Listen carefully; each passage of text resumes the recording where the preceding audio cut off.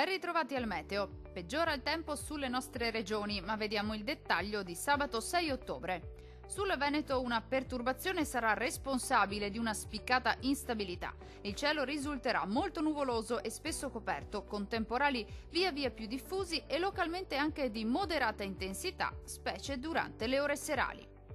Temperature minime comprese tra 12 e 15 gradi. Valori massimi oscillanti invece tra 16 e 22 gradi circa. Diamo ora uno sguardo alla situazione del Friuli Venezia Giulia. Poche novità, il maltempo interesserà anche la nostra regione. Molte nubi sin dal mattino, con piogge diffuse un po' su tutti i settori e localmente anche forti, specie sulle aree costiere e durante le ore notturne. Temperature minime tra 14 e 16 gradi. Valori massimi compresi invece tra 15 e 20 gradi circa.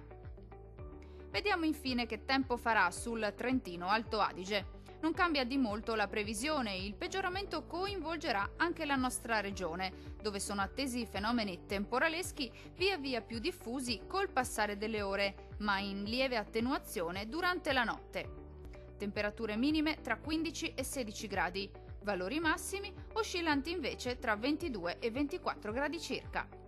Dal meteo di Antena 3 per ora è tutto, arrivederci al prossimo aggiornamento.